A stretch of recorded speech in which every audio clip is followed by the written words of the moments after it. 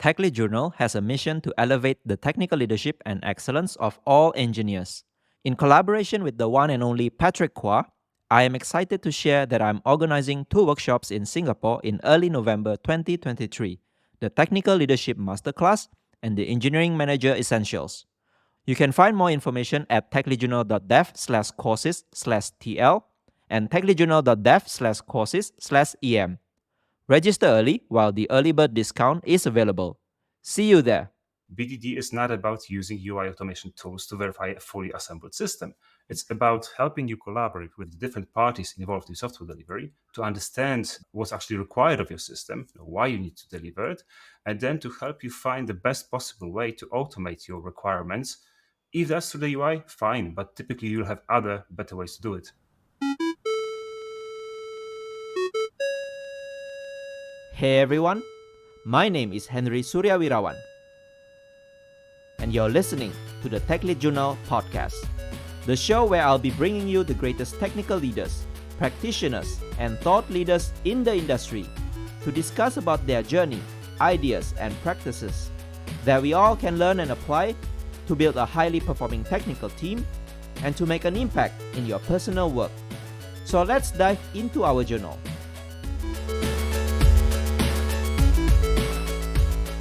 Hello again to all of you, my listeners. Welcome back to the Tech Lead Journal podcast, the podcast where you can learn about technical leadership and excellence from my conversations with great thought leaders in the tech industry. If this is your first time listening, please subscribe on your favorite podcast app. You can also subscribe to Tech Lead Journal contents on various social media on LinkedIn, Twitter, and Instagram. And for video contents, subscribe on YouTube and TikTok. And if you have been enjoying Tech Lead Journal, please support my work by either buying me a coffee at techleadjournal.dev/tip or becoming a patron at techleadjournal.dev/patron. My guests for today's episode are Jan Molak and John Ferguson Smart. They are the co-authors of BDD in Action 2nd edition. In this episode, we discuss in-depth behavior-driven development or BDD and its essentials. Jan and John first began by introducing what BDD is, the benefits of using BDD, and the Gherkin language with its given, when, then syntax. They gave advice on how to introduce and apply BDD, especially for legacy software, and how to manage the BDD specifications effectively. Jan and John then shared several BDD techniques such as feature mapping, example mapping, impact mapping, and went deep into the Screenplay Pattern and the Serenity projects they both create to implement the Screenplay Pattern. Towards the end, Jan and John shared their insights on which testing layers we should apply BDD and some anti-patterns we should avoid. I hope you enjoy listening to this episode and learn a lot about BDD and good practices for managing user requirements and automated testing. And if you know someone who will also benefit from this episode, please help share it with your colleagues, your friends, and your communities, and leave a 5-star rating and review on Apple Podcasts and Spotify. It will help me a lot in getting more people discover and listen to this podcast, and I really appreciate it. Let's go to my conversation with Jan and John after quick words from our sponsor. Are you looking for a new cool swag? Tech Lead Journal now offers you some swags that you can purchase online. These swags are printed on demand based on your preference and will be delivered safely to you all over the world where shipping is available. Check out all the cool swags available by visiting techleadjournal.dev/shop. And don't forget to brag yourself once you receive any of those swags. Hello everyone, welcome back to another exciting new episode of the Tech Lead Journal podcast. Today I have with me two guests in one time, right? So they are the co-authors of a book titled BDD in Action. So if you are into software testing and if you have heard about behavior-driven development, today we will be discussing a lot about it. And this BDD in Action is actually a 2nd edition in extension to the 1st edition, which was published, I think, sometimes in 2014. So John Smart was the first author of the book.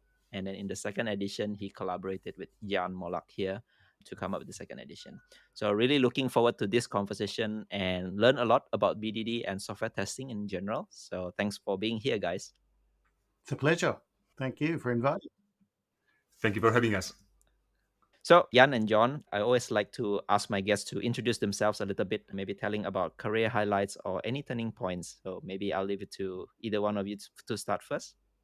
Well, I can go first. So I'm John Ferguson Smart. I've been in software development for more years than I can remember, since the 90s. So I've been doing agile software development since the late 90s, early 2000.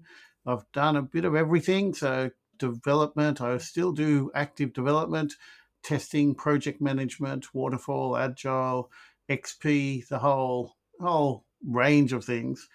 In the 2000s, my role was very technical, and I always thought the requirements side of things was a little bit intimidating, all this talking to people and stuff. I thought that was a little bit of a challenge. So I gave myself the challenge of actually getting into that and doing that a little bit more. And that's where a lot of my activity in the sort of BDD space emerged. I started to get involved with people in the sort of agile and BDD communities in London quite a bit. Dan North, Liz Keogh, people like that who were very active. Chris Matz was another one, very active in that area. And so that's where my big interest in behavior driven development really came from. But if you're talking about highlights, actually, one of the interesting highlights was I've actually been doing BDD for well over 20 years because there was this one time I was working with an insurance company in Paris, France, and their problem was they wanted to put an insurance application online, and their problem was reproducing their mainframe insurance algorithm in Java. And they had like a gazillion, lots of rules, and it was all done in this really complicated Excel spreadsheet. So I had the idea of taking that Excel spreadsheet and actually saying, well, give me all the examples that you use to test your Excel spreadsheet, and we use that to test the actual code we write. And that was effectively, we just read it through JUnit and produced a little report. And there was actually another Excel spreadsheet. Some rows were green, some rows were red. And that was the first executable specification with collaboration with the business that they ever wrote. And I thought that was such a wonderful technique that works really, really well. I've been sort of trying to do it ever since because I really do think it is by far the most effective way of sort of collaborating and delivering software that makes a difference that I've experienced. Wow, that must be a very tremendous effort. So I really congratulate you to have a success for that project. How about you, Jan? Oh, so my career journey actually didn't start in finance or banking where I work right now. It started on a complete opposite of the spectrum. So it started in early 2000 in the video games industry when I was back in Poland. So I remember one of my first jobs, I was actually working for CD Projekt Red, the studio behind the games like The Witcher, for example.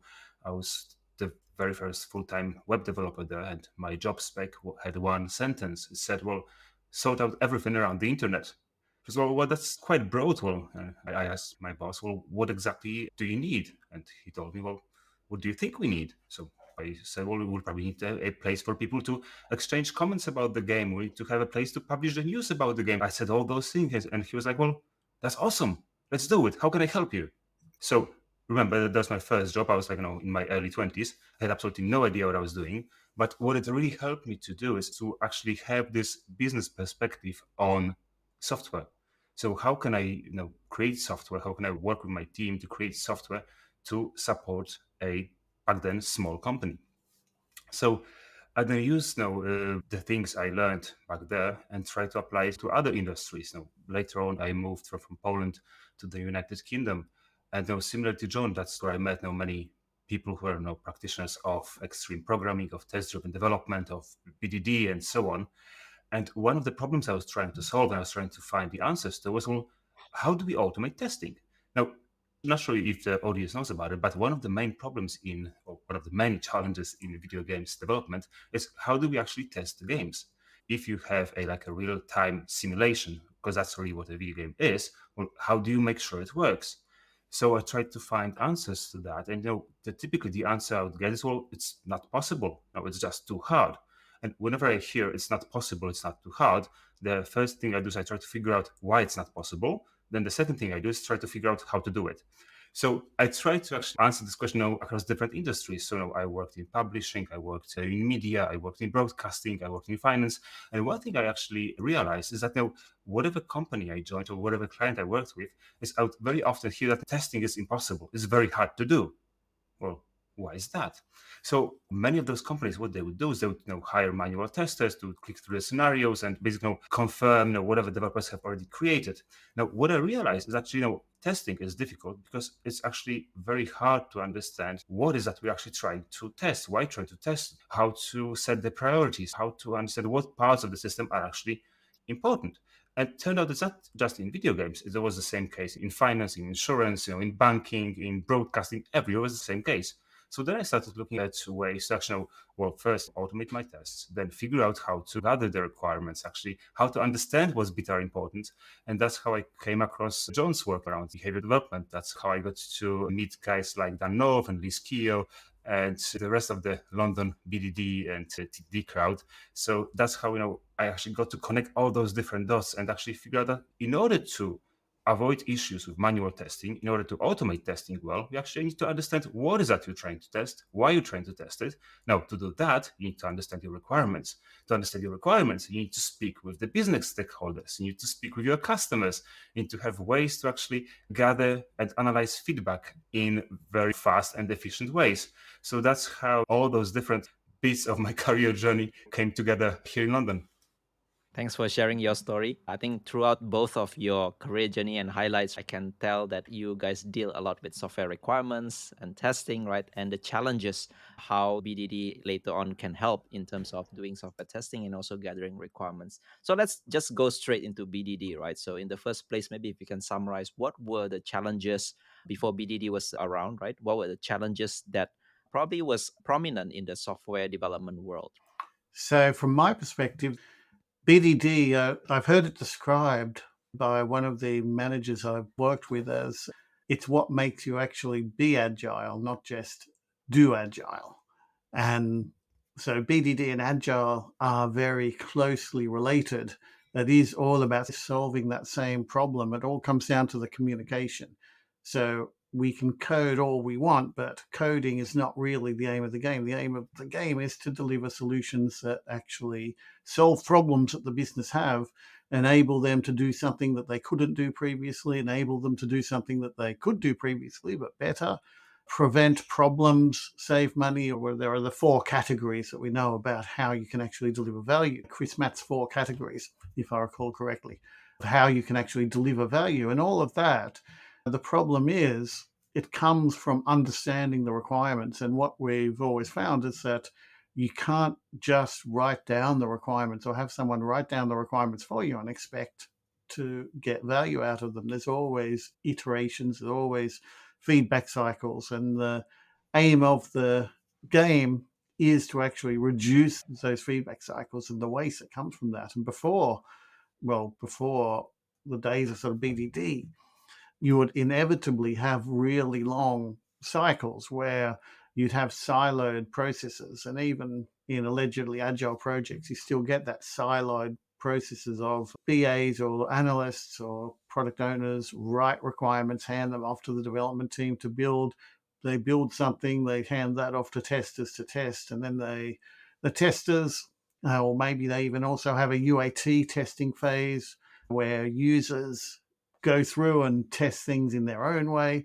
And that's always a bit of a surprise because they never told you what they were going to actually test. All of that, every stage gives you the opportunity to lose information, to make mistakes. And so that's what the biggest challenges we were having before BDD is getting that communication aligned.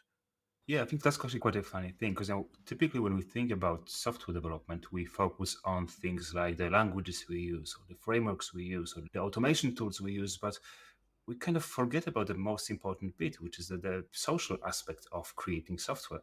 So BDD is one of those tools, so behavior-driven development is one of those tools that helps you to focus on the actual outcome that your software or your solution is supposed to bring to the organization. Now, the interesting thing about it is that bringing the outcome doesn't necessarily need to require software. So that's again one of the things that software developers very often forget about. I mean, if you think about it, I'm a software developer, therefore I have to build software in order to exist, right? I mean, that's my job, that's my role in the system. Now, with BDD, what we can do is we can look at the outcomes that our organization seeks to achieve, and then perhaps we could try and find solutions that don't require us to build any software. Perhaps we can bring the same outcome by improving a process, by speaking to another person, by reusing the tools we already have. Now, if we can accomplish the same outcome without building additional software, well, then we won't have any additional software to maintain, and therefore we can further reduce the costs. Thanks for the addition to that important bit, right? So we don't always have to need software to bring an outcome for the business or the organization. It could come in many different shapes and forms, right? It could be process improvements, maybe some kind of prototypes, maybe some kind of a cheaper solution than writing software. So let's go to probably the definition of BDD, right? So for people who are new to BDD, I also heard people sometimes mistaken BDD with just the Gherkin, right? The given, when, then. Some people also refer to ATDD, acceptance test driven development. There's also people saying a specification by example. There are so many different terms. Maybe if you can help to define first what is BDD and how does it compare with all these different terms that are available out there in the industry. So, behavior-driven development is a collaboration approach. From my perspective, it's not a particular tool set or not a particular, well, it is a methodology, but it's not related to a particular language or tool set or a testing approach. It's definitely not about test automation. And it does encompass all of those other aspects nowadays. I mean, it's a concept that's been developed in different ways. Back in the noughties, we have fitness. We'd call that ATDD because we'd try and define the acceptance tests first, just like we were doing TDD, and we'd try and write them in a business readable format. Specification by example was Goiko Adzik's book, which described that same approach.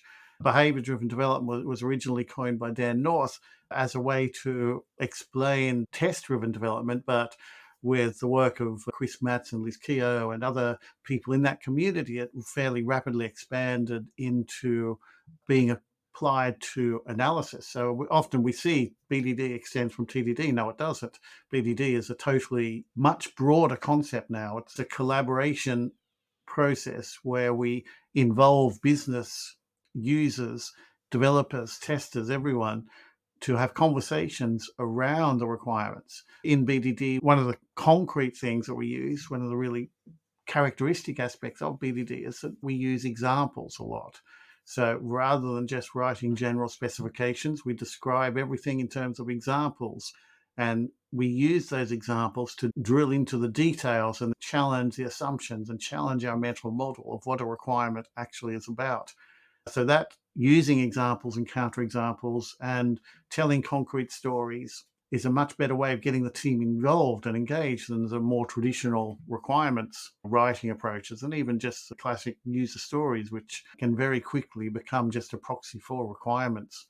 Now, the automation aspect, BDD is not about automation. Cucumber is not an automation tool or test automation tool. We're not in the business of automating test cases. What we're trying to do is define the requirements in a format that can give us fast feedback on whether they've been implemented. Now, it turns out that a really effective way of getting that fast feedback is to automate them. So automate the requirements using tools like Cucumber. Now, tomorrow, if we get a tool that's better than Cucumber, we can use a different tool. We'll still be doing BDD. It's not related to a particular tool. So Gherkin is the given, when, then language that's used in tools like Cucumber and SpecFlow and Behave and quite a few others. And it's one of the more common ways of doing BDD, but it's not the only way. We can also do BDD, express our requirements and write them very well just in plain JavaScript or Java or Python. And if we write our scenarios, our examples in a business readable language, and if we can produce reports that reflect that business readable language, then that's BDD as well. So I'd say that in a nutshell is sort of what BDD is all about. And it is a very broad definition, but there is a lot to it. Maybe one thing I would like to add is that what BDD helps you with is helping to avoid things like scope creep. So focusing your team on outcomes, so focusing on the conversation around outcomes. So what is that our software system, what is that our solution is supposed to bring to the organization?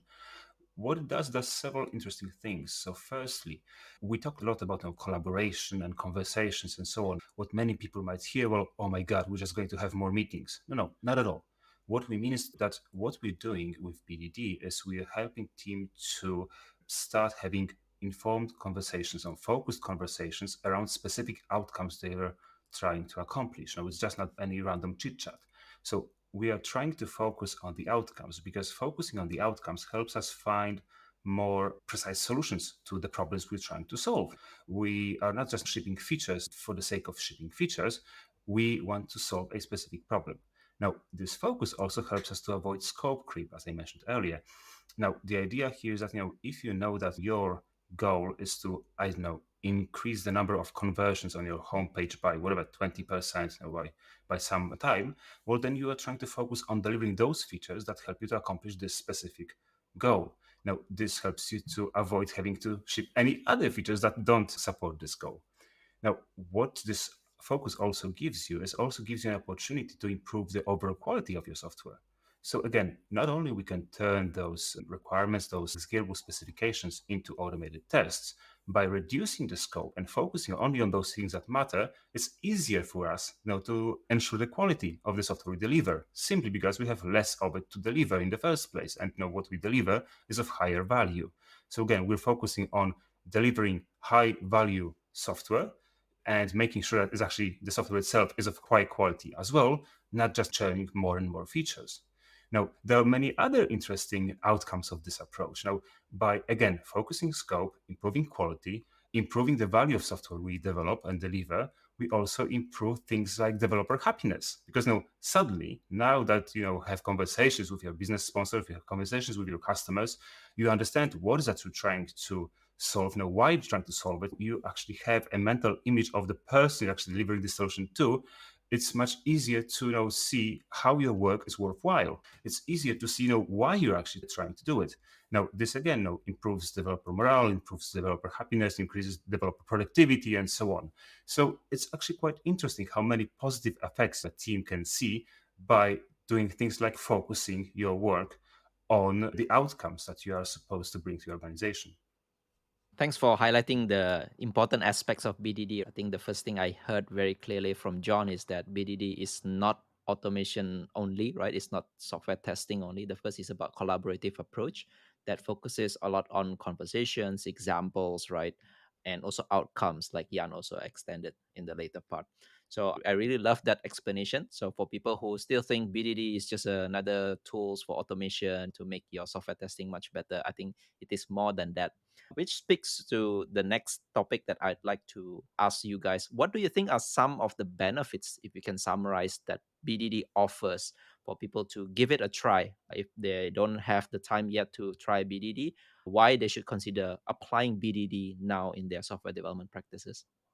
From my perspective, and this is what I see on the ground, it's a good question, because you do need to know why you're introducing any technique and what you're going to measure it on and whether it gives you the outcomes, because that will tell you whether you're actually implementing it effectively or not. And there are two levels of outcomes that I see. There's what you might call the proxy outcomes, which are easier to spot, easier to see straight away.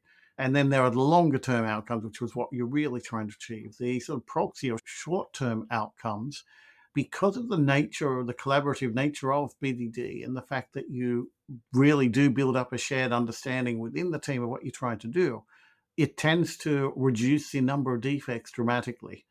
So I see typically, and this is not talking about automation, just the fact that you collaborate effectively reduces a typical defect rate by 70, 80, 90%. You just don't get defects into production a lot of times, because you get a much deeper understanding and you've got the opportunity to ask questions, and people do ask questions. Now, that assumes that you are actually doing the collaboration correctly. If you're just writing given when then statements in your test cases and calling it BDD, you won't get those benefits. And you'll wonder why it doesn't work. But if you do the collaboration and then think about how to automate, you will get those benefits. The automation, BDD is a really effective way of doing automation. So I find that when you do it well and combine it with TDD, you can do a really nuanced level of automation and get a lot of bang for your buck for the amount of automation effort that you do. So it really helps you get a laser focus on what you should automate, why you should automate it, and where you should automate. And so that's a good practical benefit, I find. There's also a longer term benefit, is that because you're having these conversations, and this applies, you want to be having conversations not just at the story level, but also at your features and epics, and in coming up with examples of user journeys and use cases at the epic level so you can understand what they're about and where the value is coming from. And that helps you to be more confident in delivering value, that actually delivering things that make a difference, that make an impact. So that's a really important longer term benefit. And the third big benefit that I see, and which is a little bit less tangible, but as what a lot of people report to me and what I see in the teams that I work with, is that you get the teams which are much more engaged. So team members tend to be much more engaged and creative because they know what they're contributing to, and they have a sense of mission and a sense of ownership of the problems they're solving, much more so than a traditional siloed approach where often development activity is basically implement this Jira without really understanding the bigger picture very much. So the teams do get much more engaged, and that leads to sort of better productivity and more creative outcomes.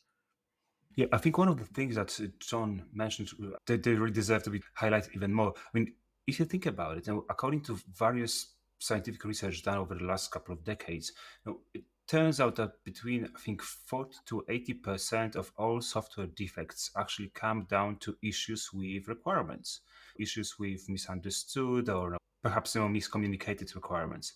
Now, you asked about the benefits, Henry. So if in our audience we have listeners who are on teams that suffer from issues with production defects, issues with defects in their software, if there was one thing for you to improve, think about what can you improve around your requirements, around how your development team collaborates with the business, with test team if you have one, with ops teams and so on. Think about improving how you collaborate around the requirements, because issues with requirements cause most issues with your software, most probably. So by addressing issues with requirements, you are more likely to improve the quality of your software than by focusing issues with, let's say, coding errors, which are much less frequent than issues with requirements. Well, thanks for the plug. I think I remember this kind of research as well. And I also know that rework is also something due to the miscommunication or maybe the requirements not captured properly. So I think, yeah, if software engineering team wants to improve some parts of their productivity and effectiveness, probably requirements is one big area where it will bring a lot of impact. So thank you for explaining some of these benefits. I really love that John mentioned about this increased engagement from not just the engineers, probably it's the whole team, right? Because they are so collaborative and trying to come up with a better way of approaching the problem and achieving the target outcomes. So talking about BDD, I think we talked about it earlier just now about Gherkin, right? I think talking about BDD, we have to cover a little bit about Gherkin. So what is this Gherkin? Why the name is so funny and what is the essence of Gherkin anyway?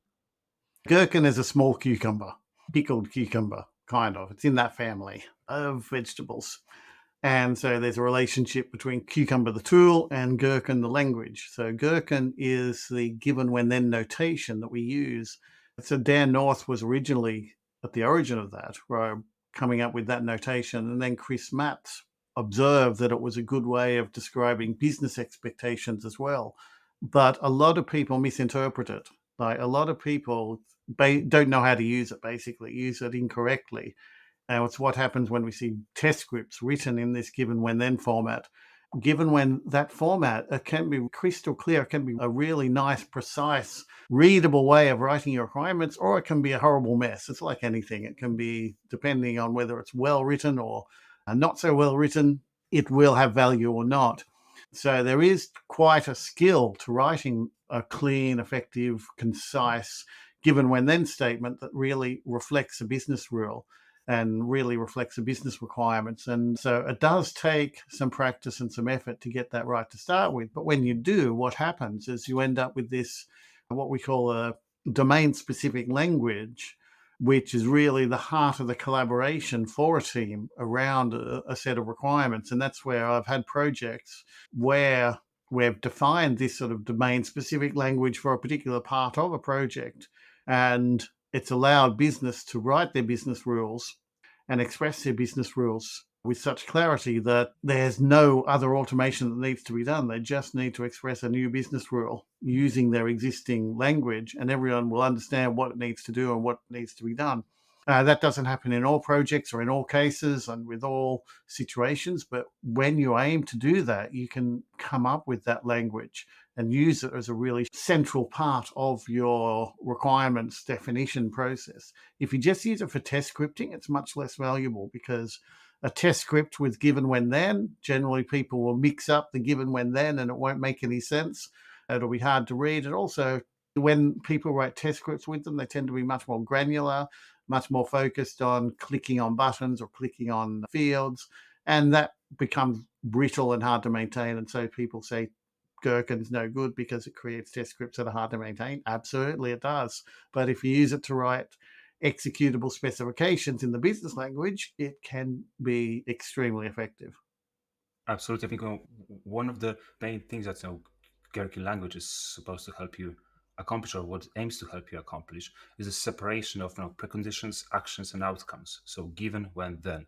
It's actually very similar to what you'd see in well-written unit tests with the separation of three parts, so arrange, act, assert. Now, we're doing something very similar, but with a focus on business requirements. Now, the reason why we're expecting this in a human readable language is so that now we can create an opportunity to avoid some implementation specific details. So again, we can focus on the business language. We can focus on introducing this business domain language into our executable specifications. Now, an interesting thing about Cucumber and Gherkin that many, especially English native speakers, forget about is that what Cucumber and Gherkin allow you to do is they allow you to express those executable specifications in a language other than English.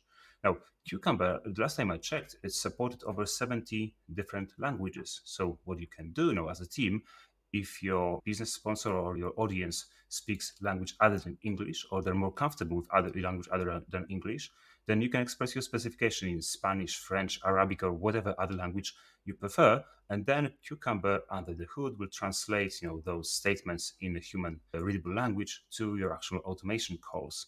Now, it's going to be very, very useful, again, as a tool to improve collaboration with different audiences of your automated specifications. I wasn't aware that many languages are supported. So thanks for adding that. So I think that's really interesting. Oh, yeah, even pirates speak, from what I remember. So those are. Right. And also, I just knew from John what gherkin means, right? It's a small cucumber. So I think I learned these two things really well today from you guys. So talking about BDD, right? I think in order to introduce that, I think it's not just a simple switch, right? People need to learn and people need to understand how should the flow be. And I believe many teams these days practice agile software development methodology. Whether good or bad, it's a separate discussion. But I think in your book, you outline several steps that people can try in order to incorporate BDD in their software development flow. Maybe if you can give us a highlight, an outline, how should people introduce BDD seamlessly in their software development methodology? So we work with teams, Jan and myself. That's what we do. We work with teams to introduce BDD into the. So we've got a fair bit of experience with what works and what doesn't.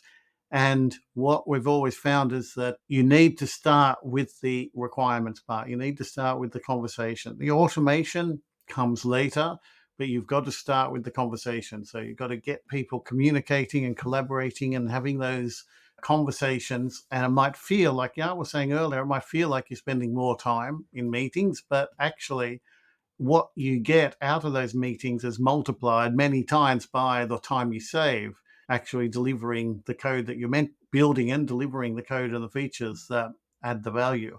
So the first step is to understand what the BDD process is, understand that it's about conversations and collaboration and then automation, and start structuring that, those making time, carving out a time in your existing process to have those conversations.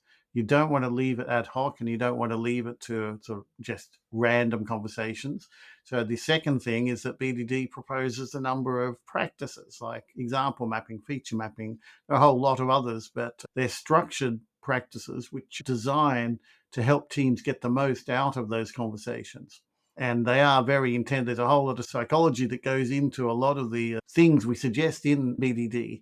But those techniques are really important, especially when we have teams where some people might be more vocal, some people might be more reflective and like to take time to get their answers. When we can use collaboration tools, when we use tools like Miro and Figma and Mural and whatnot for online collaboration, we can get the same effect. We can use a structured approach to coming up with those examples and then turning them into an executable format. The third step we introduce is the actual automation side of things. So how do we find an automation approach that will work for the technologies that the teams are using? And that obviously varies. And I'm very reluctant to say to a particular team, you must use this automation tool. I'd rather the team own the automation technology, and then what we do is we'll guide them and to choose how they can actually implement. And I mean, we have our preferences, but I've worked with teams who work with APL. I remember one team was working on, and all sorts of really obscure stuff. So not everyone is using Java or JavaScript. So Java, JavaScript, and Python are the big ones that people are using these days. And with them, Cucumber does provide some nice options, but there are lots of options out there, and you want something that the teams embrace and adopt themselves. And then the final stage is actually getting the teams doing the automation themselves. So automation is not just about the tester automating test cases. It's about, we want an outside-in approach. So as much as possible, you don't automate after the fact. You automate before you actually start the work. And that's what I was saying earlier on. The ultimate end goal of that is that you don't need to automate at all, that you express the requirements in your domain language and the automation is already done for you. So that's sort of the ultimate in ATDD.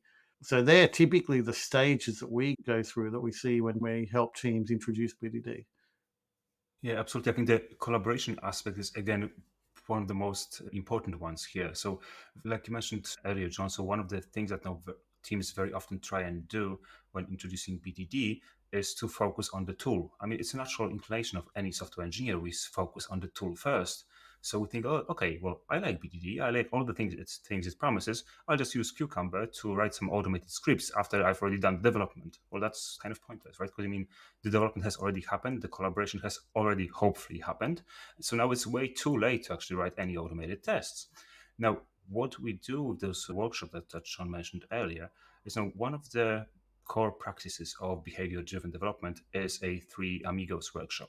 Now, the idea with the Three Amigos workshop is to have people representing different perspectives involved in software delivery. So the business perspective, the development perspective, and the verification perspective. Someone to actually describe, what and why is needed for the organization, someone to figure out, well, how we can actually ship it, and someone to critique the idea, to find the holes, find the things that might possibly not work, so that we can actually guard against them.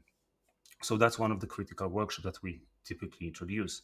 Now, another thing that you need to do with these workshops is you need to make sure that people who actually can add value to those workshops are involved. So what a team would need to do, so they needs to identify the dependencies, not only in terms of software, but again, in terms of other teams. So for example, if I need to accomplish a certain goal that requires me to work with my DBAs or application security teams or QA teams or whatever other teams I have in my organization, I would try to establish those communication links first. So again, we would typically focus, or we would recommend teams to focus on establishing those communication links, because this then leads to you understanding the requirements better. This then helps you automate those requirements better. Then this helps you to deliver better quality software.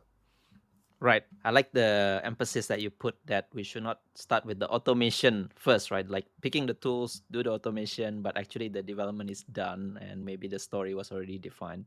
So I think, again, the emphasis is on the collaborative aspect. What about if the teams already have a software in place? There's a legacy code, there's a legacy requirements, maybe written somewhere, maybe it doesn't get written somewhere, maybe it's in people's head. Is there a way that you would advise people to incorporate BDD into, like legacy software? Generally speaking, there are two approaches. Either you only do it for incrementally for new features, or you backfit executable specifications for your entire application. I don't generally recommend the second approach, but I have had teams who are really insistent on wanting to do that approach because they wanted the value of the living documentation, and they knew the legacy application was mission critical and they had no understanding of what it actually did.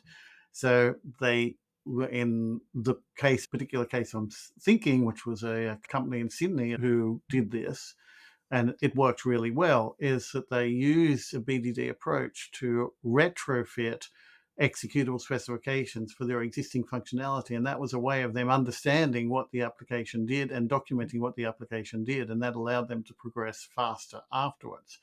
But in most cases, what I find as a path of lesser resistance is to apply it incrementally and progressively. So you come with a new feature. Your new feature is add a column to a particular search result. You're not going to write a whole lot of BDD scenarios for everything around it. You're going to write a BDD scenario for that particular use case and user journey. So your use case might be, well, a admin will add a product to a catalog with a range of colors, and the search screen should show those colors in the search results. And so you might have some scenarios around that, and that will be your BDD scenarios. You won't explore every possible way the admin can add products to the catalog or every possible way you can search. But as you add new features, you'll expand on what you've done, and gradually you'll create these little islands of executable specifications, which will eventually come together and form a bigger picture. And that is a more pragmatic approach when you've got an existing application and you don't want to burden the team too much with having to do too much automation at the start. Now, that said, I do know teams who use that approach, but simultaneously they have a tech debt approach where they recognize that there is a technical debt related to the lack of automation, lack of executable specification. So each sprint, they'll do a little bit of work to chip away at that and add a little bit more than they need to so that they can gradually build up their executable specifications more quickly. Now, one of the things that could be helpful to teams that actually need to support existing software while introducing new features is something we described in the book as well, and that's a technique called journey mapping.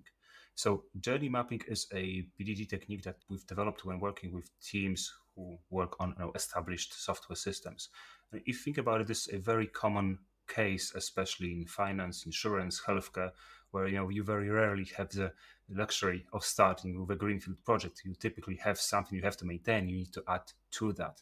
Now, techniques like journey mapping, what they allow you to do is they allow you to focus collaboration with other parts of your organization around the important aspects of the system that your system needs to support.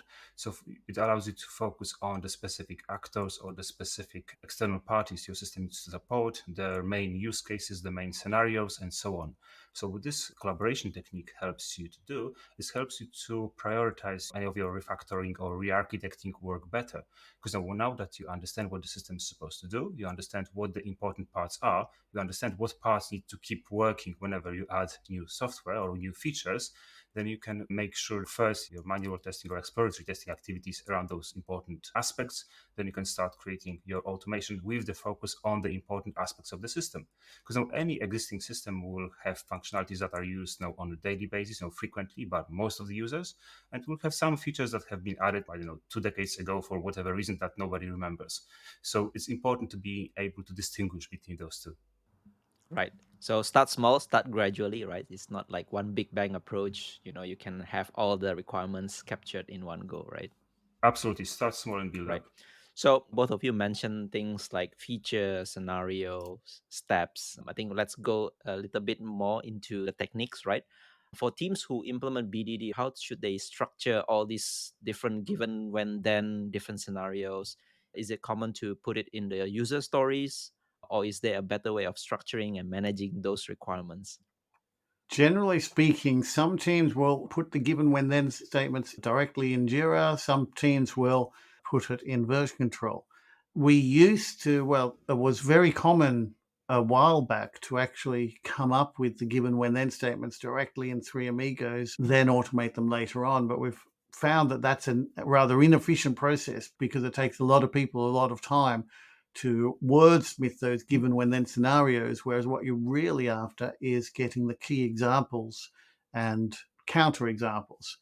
And so the given when then really should be what we call an executable specification. And if it's executable, it's part of the source code. So it should be actually in the source code. Now, the problem that happens is product owners and business analysts, they want visibility on those given when then. So there are tools around, Jira plugins, for example, that allow you to give you visibility on those given when then statements that you've got in your source code, even edit them, some of them, so that you can get that visibility from Jira in your user stories, but without compromising the fact that the given when thens are effectively source code and they need to be in a place where they can be executed. What is an anti-pattern, I find, is that when product owners write the given when then statements directly in the user stories before they have the conversations, because that cuts short the whole conversation part of BDD. That introduces a whole lot of cognitive biases and actually makes the conversations a lot less efficient. And also, they're really hard to automate generally. So that is, generally speaking, there's maybe one team in 10, one team in 20 who can pull that off that I've seen. But generally speaking, we don't advise that. We advise having the conversations first, writing lightweight acceptance criteria first, having the conversations, and then putting the given when then in version control, and then figuring out how to get that visibility in Jira or whatever tool you're using. Plus, I think a very important distinction to make is between features and user stories. I remember now, for me, it was a very important switch in how I was thinking about software delivery as a whole. Features is what your software provides. It's what the things that people can use. User stories is how you deliver those features, how you structure your software delivery process. In what sequence do you deliver different bits of functionality? So what typically happens with those with feature files if your team uses Cucumber, or with your test specification classes if you're using JUnit or RSpec or whatever? What typically happens is, as you deliver new user stories, you will be expanding your feature, the executable specifications of your feature with every new user story you deliver. Sometimes you'll be adding additional scenarios, sometimes you'll be changing the existing scenarios, sometimes you'll be removing scenarios when you see that certain aspects of a feature don't gain as much traction as you were hoping it to gain. So again, with every user story your team delivers, you're basically affecting the current shape of the feature your system has.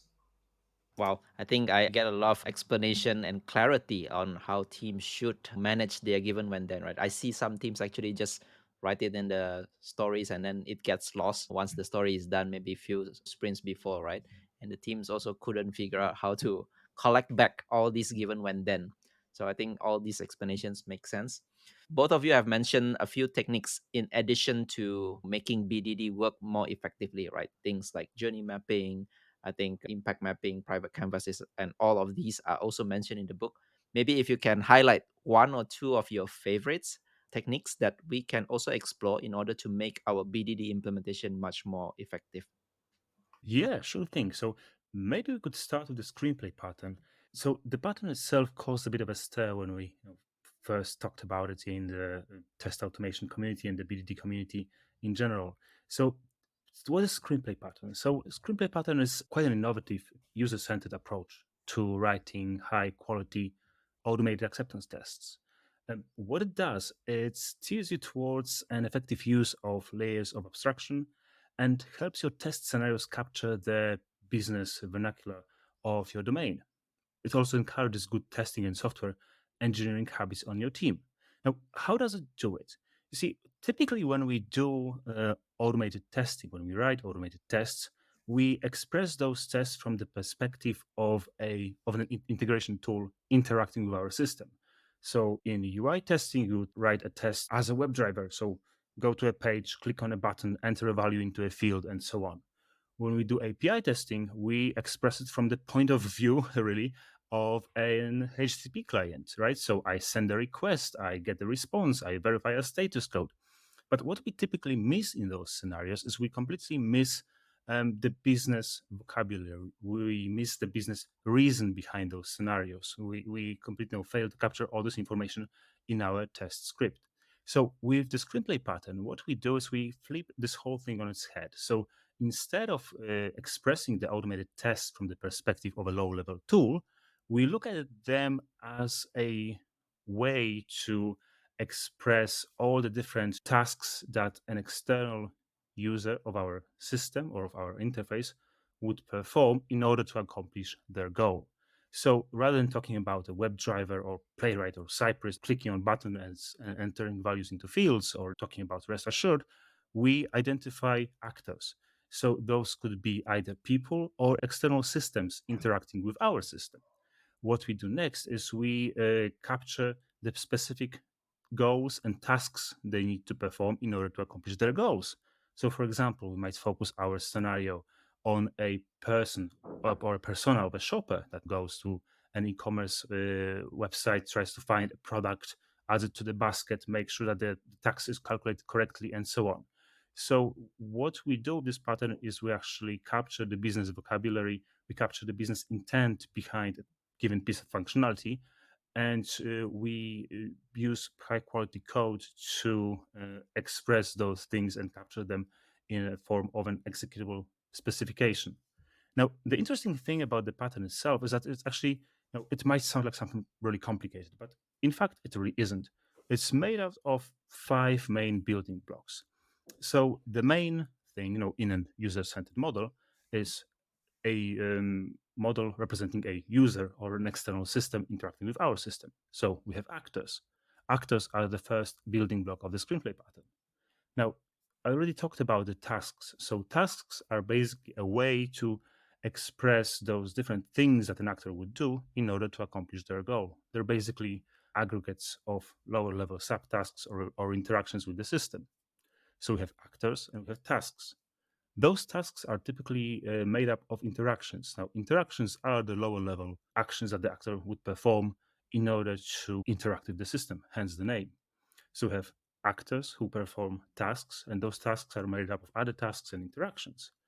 Now, how do those actors perform the tasks? So the interesting thing about the screenplay pattern is that we try to encapsulate all the lower level API calls to our API clients. So you wouldn't see any WebDriver or Playwright or Cypress calls in your tests. All those would be encapsulated in another class. So those classes are called abilities. And abilities are basically thin wrappers around those integration libraries. So we have actors who perform tasks. Tasks are made up of other subtasks and interactions. And what enables those interactions are abilities. And abilities, again, just a thin wrappers around your integration library. So those are the 4 elements. Now, the 5th one are questions.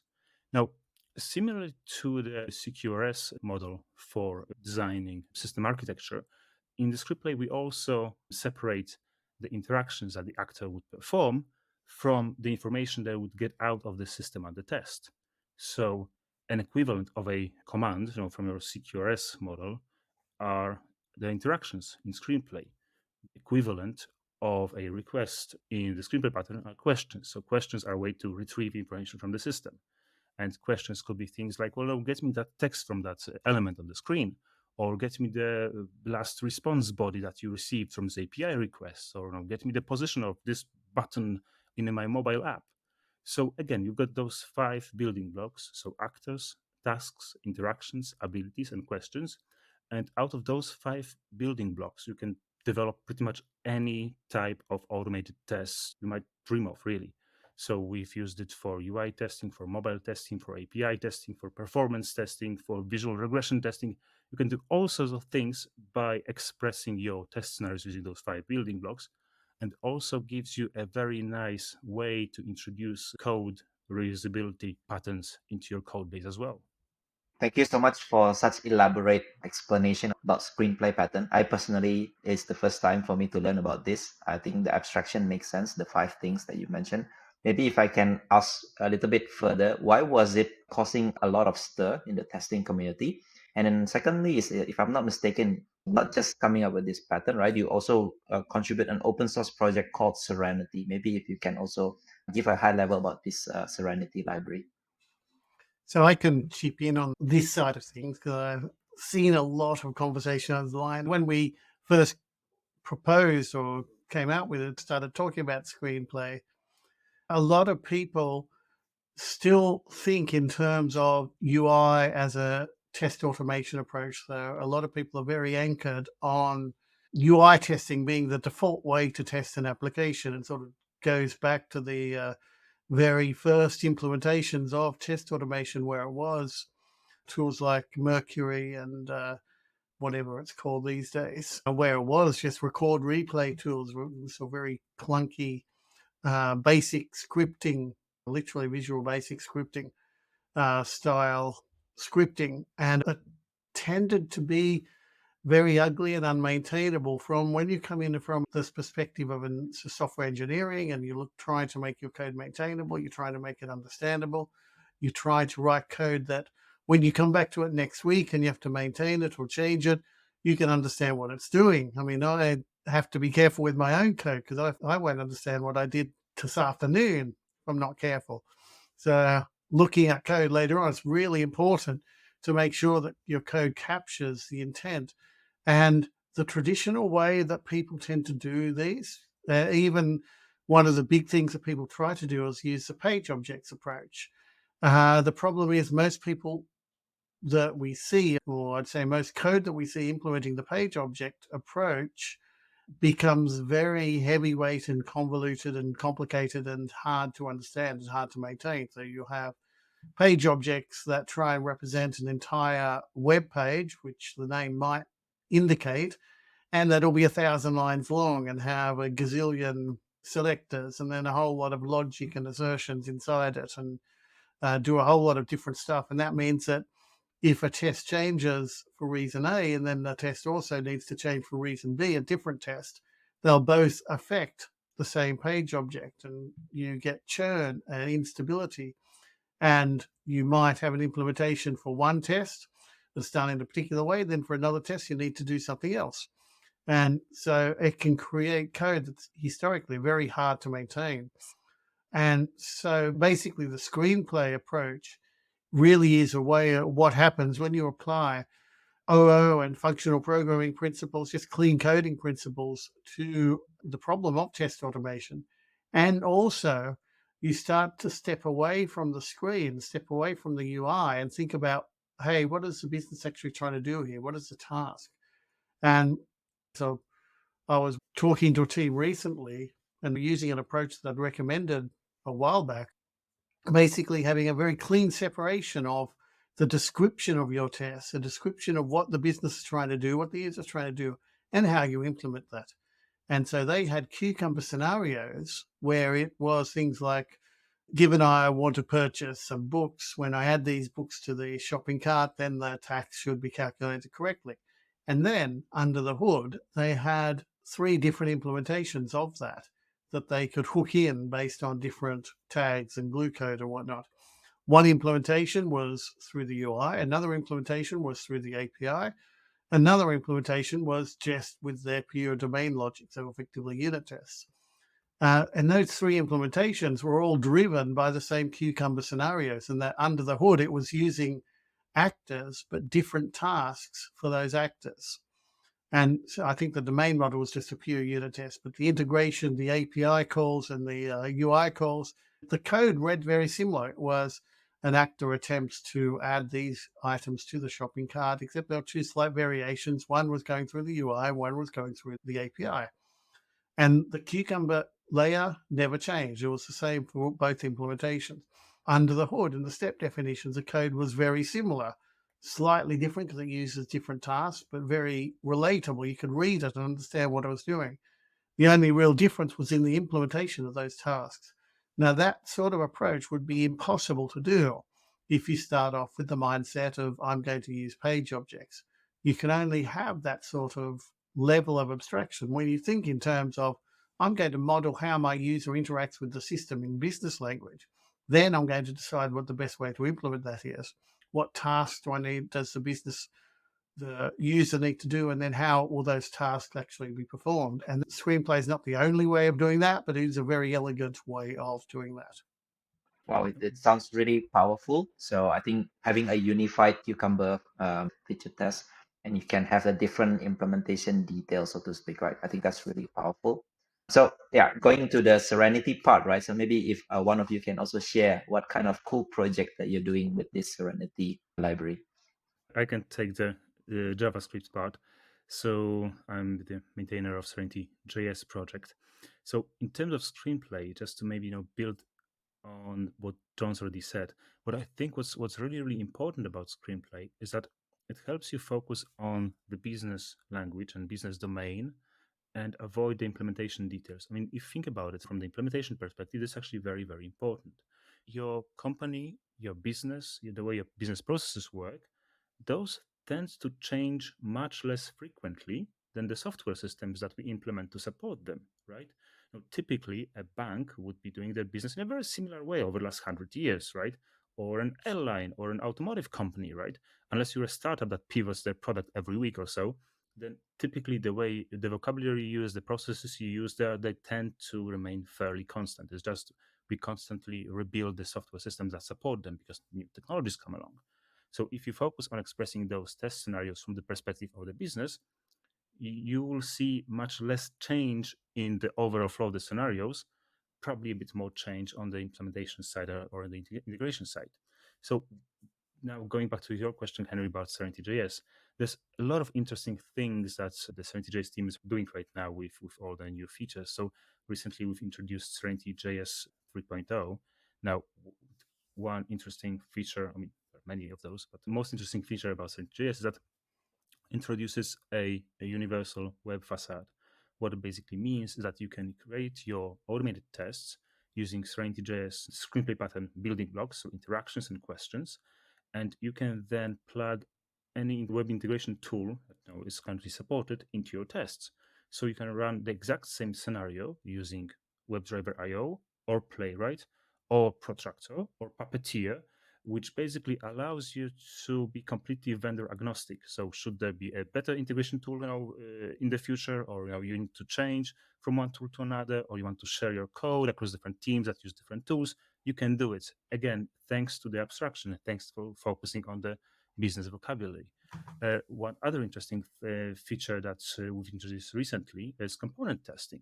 So apart from doing end-to-end web testing that we typically use an acceptance testing framework for, you can also do component testing now. So you can test individual React or Vue or Svelte or Solid components using Serenity JS and Playwright. So you can design and develop your low-level interactions and questions, again, Screenplay Pattern building blocks, in a very confined space of a single component, and then plug them into your end-to-end tests. Now, what this allows you to do, it allows you to share test automation code between component teams and end-to-end teams or product teams. So, for example, if you have a component team building a design system for a company, building calendar widgets and drop-down boxes and so on, they can provide you with test code that interacts with those specific components.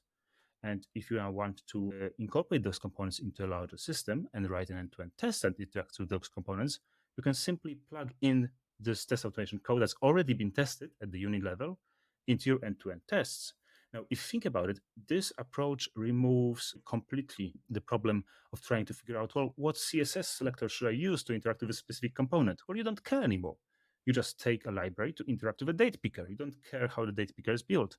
This also allows your UI components team to have much greater flexibility and freedom because they don't need to worry about all the other teams. So if you think about it, the great thing about being able to use the same patterns for different kinds of testing, so end-to-end testing, acceptance testing, performance testing, component testing, is that you actually get to reuse test code across all those different test suites. So you don't have to do your work from scratch. You don't have to start from scratch every single time. Once you have a piece of code that works, you can just plug it into another test suite and run it in a different context. Now, it's particularly interesting in the context of component testing. So if you think about it, one popular pattern that's very often used across, especially large enterprises, is that you would have component teams, or UI component teams that develop design systems or UI widgets for other teams to use. So you might have a component team that designs charts or date pickers or drop-down boxes or buttons for all the other teams to use, and other teams would assemble those into your booking systems or trading dashboards or other sorts of UI applications. And this way, by reusing the common UI components, they ensure a common look and feel of all those systems. And they also reduce the amount of rework that would be required if they wanted to build all this stuff from scratch themselves. Now, with the Screenplay pattern and the Serenity implementation of the Screenplay pattern, what you can do is you can share your test code this exact same way you can share your production code. So again, if we have our components team that designs this date picker or a drop-down box or a button and so on, apart from providing other teams with this specific implementation of a component, they can also provide those teams with test code to interact with those components. So if you have a date picker, you might have a screenplay task to advance a month or pick a date or get the current date, enter a value, and so on.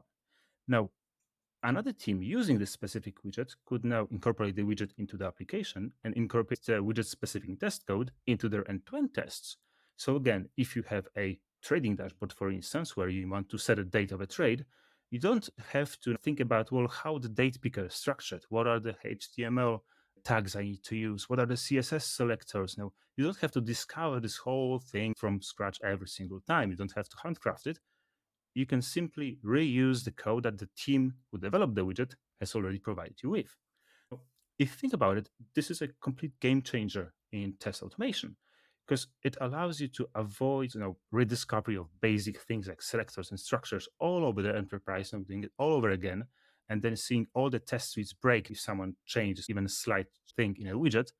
It allows you to simply reuse test code the same way you would reuse production code, and completely addresses this whole class of problems around how do I find the right selector for this widget. Well, you don't care. You don't need to worry about the selectors. You need to care about the business scenario. You need to be able to prove or verify that a trader can book a trade, that a traveler can book a plane ticket, that a shopper can now put a thing into their basket. You don't need to care about the CSS selectors that you need to use to interact with the shopping basket. You simply reuse the test code.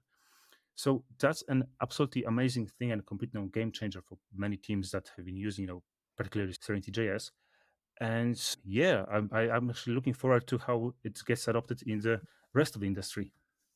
Thank you so much for explaining in depth about this Serenity JS. So I think I will put it in the show notes for people who are interested in this screenplay pattern. That's the first thing, right? And especially if you have JavaScript project, feel free to try to incorporate this Serenity JS. I'm a big fan of Serenity JS. I'd use it for any sort of front-end project or even front-end plus APIs. And if you've got a team who's familiar with TypeScript and JavaScript, or if the testers are happy to learn that or familiar with that, it really is a no-brainer. One of the things I find really cool about that, and we'll talk about Serenity BDD, but Serenity BDD is basically the Java implementation of the screenplay pattern, and there's a lot of other stuff that goes with it, but it's a similar concept in the Java world. So often in teams that I coach, what I'd try to suggest is if they're doing front-end work or UI work, or if they're comfortable with JavaScript, then they should offer Serenity JS because of just the reusable components and the way it fits nicely into the front-end build cycles, and when they're working on either back-end components or sometimes end-to-end scenarios, that if they're more comfortable with the Java world, then Serenity BDD allows that as well. It integrates with API testing and UI testing with Selenium and Playwright, and does all the nice screenplay stuff so you can create those reusable business components. But in both cases, what I really find powerful, it's sort of what Jan was alluding to, is the idea that what Screenplay does, it helps you step away from the implementation. And we've actually used it. One of the first big Screenplay projects we did was with teams where the testers were not particularly experienced with either the domain or with even Java. And so the way we got that team to sort of scale their automation and to produce more automated tests than anyone expected was by getting more experienced developers or testers to write these tasks. So write the task of place a trade or place a booking or create a customer, which actually interact with an API or a UI or a screen or whatever they need to interact with. And then other testers who are maybe less experienced, they can assemble those tasks just like Lego blocks and reuse those tasks without having to worry about what selector to use.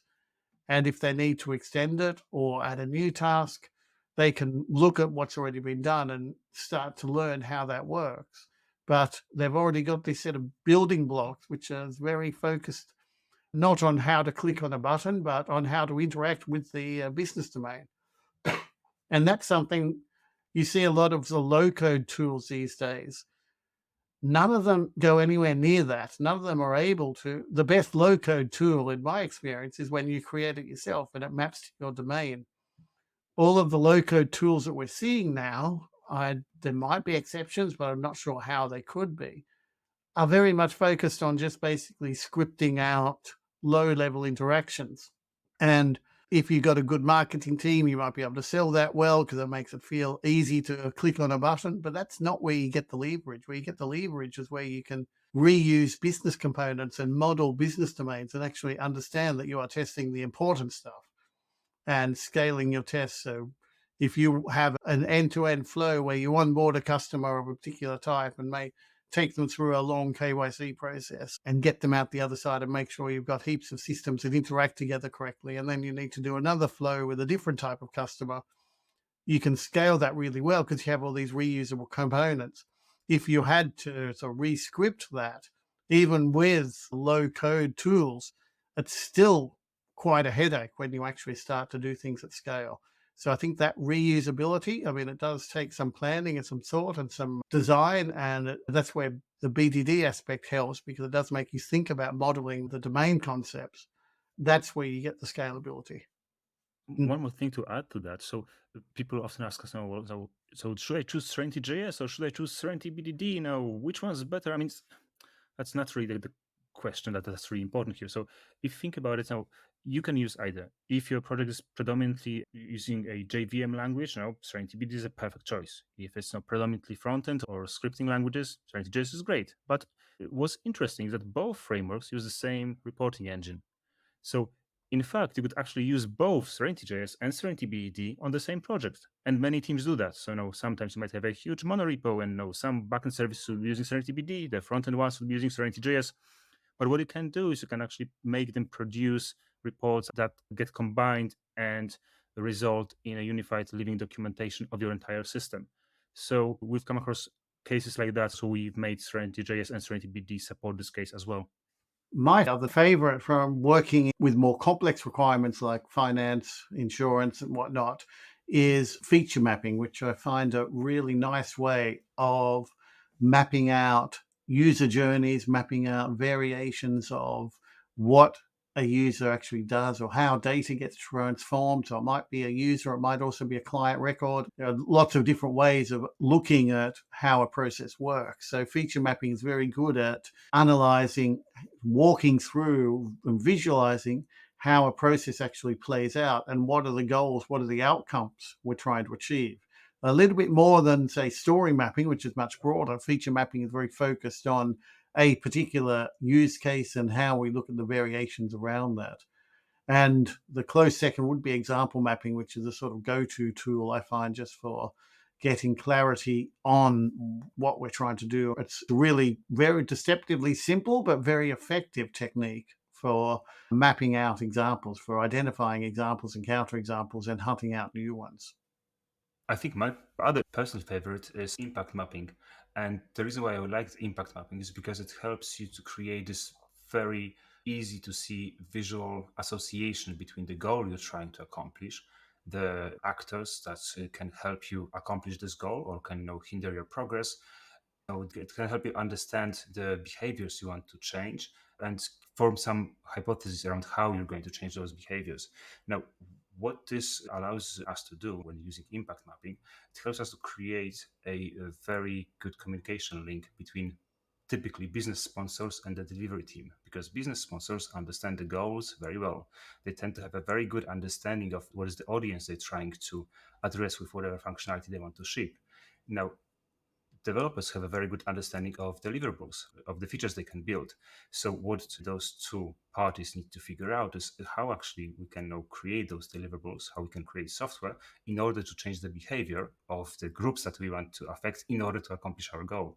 So it's a really nice way to use when you facilitate workshops now between business and technical people. Thanks for sharing some of these techniques. If people are interested to learn more, I think the book covers some of these techniques in detail, right? Including examples and fictitious stories, how this can be applied. And I think I would also suggest people reading a lot more about these techniques because they can really make the collaboration effort much more productive, I would say, and effective. So one thing about BDD that I always think people get confused where we should apply it, right? Because there is a unit test, integration test, API test, UI test, and so many other tests, right? Maybe a bit of wisdom here. Where should BDD be applied? Can it be applied to all of them, or maybe based on your experience? That's a really good question, and I tend to answer it by saying you want to use what I call the lowest responsible level of automation. And what I mean by that is what is the lowest possible level you can automate and still have confidence that your feature has been implemented. So BDD transcends end-to-end unit integration. It can be any of those. Any test can be a BDD test. A BDD test is simply a way of illustrating that a particular business requirement has been implemented. And you could do that with a unit test, or you could do that with an end-to-end test. If you take our example of the product catalog, adding a new column, you might have a BDD scenario where you say, well, given Sally is on the shopping search page, when she searches for summer dresses, then she should see the following dresses with these color options. And would that be a unit test? Would it be a UI test? Would it be an end-to-end test, an API test? It could be combinations of all of those. Whatever, depending on your architecture, will be the most efficient way of testing that. It could be any of those. So it's not a specific, you don't implement BDD at a specific level. You implement it at the level which makes the most sense.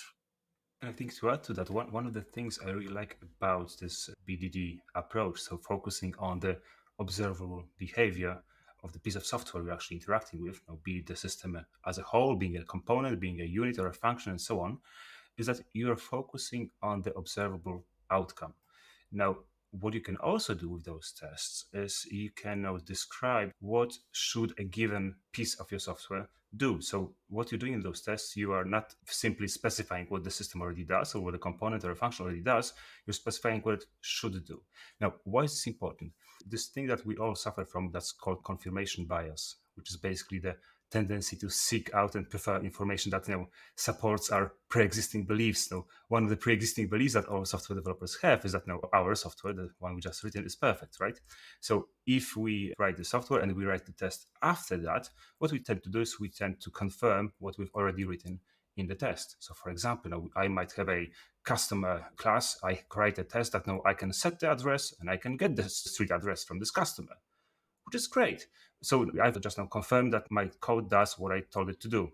Big achievement, right? Here's my gold medal.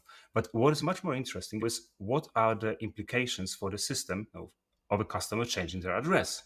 What should happen in the system when the customer changes their address? Should their default settings change? Should they be charged different tax? How should the system behave when we make this change? Now, with BDD, we're focusing on the outcomes. So what we can do in our test scenarios is, rather than saying that my set address method works, we're saying that when a customer changes their address, their default tax rate should change to whatever state they are in right now. Now, this is much more useful from the business perspective as well, because now should this test fail, you know exactly what business functionality is affected. You can now easily judge the impact on your business based on the failure of the test. If you tell a business person that, well, you know what, I have this unit test failing that was testing just one method in a class that you've already forgotten about. I mean, should we stop the release? Well, the business person will be like, what? What are you talking about? But now, if you say, well, actually, now with those changes we just introduced, we've affected the behavior of how we calculate tax for our customers. Well, this will get you a much better answer from a business sponsor around the release readiness of your system. Thanks for explaining all those, right? So I think I really like the confirmation bias that you mentioned, right? So we developers, if we have to incorporate new tests in our software, we always try to confirm whatever that we have written, right? So not necessarily the quality will be much better. So both of you are very experienced in BDD and software testing in general. Even John mentioned in the beginning, you have worked with BDD for 20 years. That's really a long time. Are there anti-patterns, the common anti-patterns that you see, maybe your favorite anti-patterns that you should advise us to avoid? Maybe some of anti-patterns here, if you can mention. There are so many. I'd say the biggest one is what we said at the start, treating BDD as a testing activity. Because if BDD becomes considered as just another way of writing tests, it short circuits the whole BDD conversation process and drains a whole stack of most of its value, in fact, and also makes it actually harder to do what you set out originally to do, which is write the tests. If all you need to do is automate tests, you don't need a BDD tool. You can do that perfectly well with any of the Java or JavaScript or Python testing tools that already exist. You don't need BDD for that. BDD is all about the collaboration. So the biggest anti-pattern is writing test scripts in Gherkin. The second big anti-pattern is at the other end of the scale, what we were saying earlier, writing requirements in given when then. So using the given when then notation as a way to write the requirements before you have the conversation, and not as a way to confirm the understanding after the conversation. Because again, that short circuits the conversation, that introduces the cognitive biases that Jan was talking about, but from the other direction, that you assume that whoever wrote these wonderful given when then statements knows what they're talking about. So you don't question them. You assume that they're good.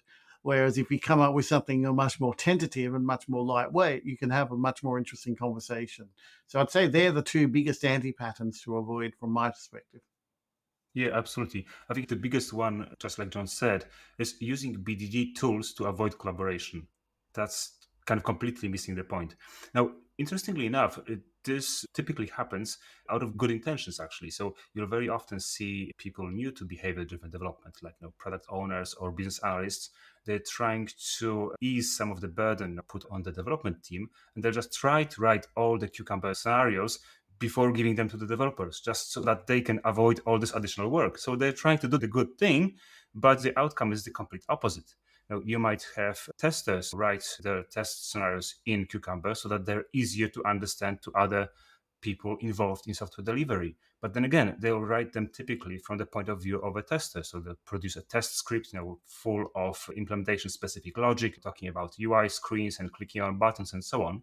And what then typically happens is that whoever reads this scenario, who is not a tester by profession, they'll just get bored halfway through if you're lucky, and they just say, "Yeah, okay, fine, I trust you. Just go with it. Yeah, that's cool." So again, we're missing the whole collaboration aspect of behavior-driven development. And I think the next one is using UI to test everything. I think that's one of the more common ones. So very often people think of behavior-driven development as using Cucumber to drive, Selenium or Playwright or Cypress or whatever other web testing tool, and use that to verify your system. And again, that's a misconception.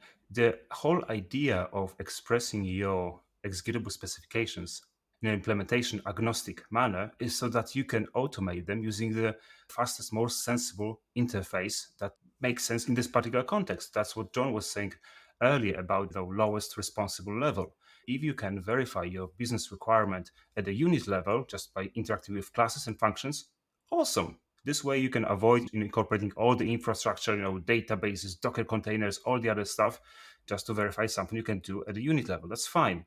BDD is not about using UI automation tools to verify a fully assembled system. It's about helping you collaborate with the different parties involved in software delivery to understand what's actually required of your system, why you need to deliver it, and then to help you find the best possible way to automate your requirements. If that's through the UI, fine, but typically you'll have other better ways to do it. Well, thanks for sharing all these anti-patterns. I'm sure people will be able to relate to most of them, if not all, I would say. And I think that's a really key learnings to end this conversation. So as we go to the end, I have only one last question for each of you, which is what I call 3 technical leadership wisdom. So you can think of it like advice that you want to give to us to learn from you. So maybe one of you can share each your wisdom. Yep, sure. So I did come up with 3 tips that hopefully are useful. The first is that good practices transcend languages and frameworks. So the thing to remember is that whatever technology you choose, it's less important than how you actually use it and how your teams embrace it. So you don't get too hung up on a particular technology or tool. Focus on the outcomes you're trying to achieve. The second one is think before you code. The time that you invest in understanding a problem and digging into the requirements and challenging your own assumptions pays off multiple times in preventing defects and waste. And the third gem would be lead by example. I find a lot of people will pontificate, I think is the word. They'll say what you should be doing and tell people off because they're not doing the best practices. Don't tell people what to do, show them. And if you show that your own commitment to quality and learning and collaboration, then you've got a much better chance of getting your team to follow. So maybe I'll just add one more to this list of 3 so that we have 4. When trying to optimize software delivery processes, I see many organizations, many teams look at factors such as delivery speed. So how quickly can we ship new feature to production? However, what's much more important is whether those features actually solve the business problems they've been intended to solve. It's much more important to focus on doing the right thing than doing the wrong thing quickly. That's a perfect wisdom to end our conversation. So thank you so much, John and Jan, for being here. If people want to connect with you, learn more about all these great practices, right? Is there a place where they can find both of you online? LinkedIn is usually the best place to find me. It's the easiest way to reach out and connect. It's probably the easiest way. Yeah. Absolutely same here. So if you'd like to connect with us, if you'd like to learn more about our work, just connect on LinkedIn. I'm Jan Molak. My colleague is John Ferguson Smart. Should be easy to look up. So yeah, hopefully we'll see you all online. So thank you so much for your time. I really learned a lot about BDD and generally good practice about software testing today.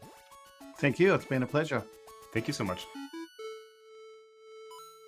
Thank you for listening to this episode and for staying right until the end. If you highly enjoyed it, I would appreciate if you share it with your friends and colleagues who you think would also benefit from listening to this episode. And if you're new to the podcast, make sure to subscribe and leave me your valuable review and feedback. It helps me a lot in order to grow this podcast better. You can also find the full show notes of this conversation on the episode page at techleadjournal.dev website, including the full transcript, interesting quotes and links to the resources mentioned from the conversation. And lastly, make sure to subscribe to the show's mailing list on techleadjournal.dev to get notified for any future episodes. Stay tuned for the next Tech Lead Journal episode, and until then, goodbye.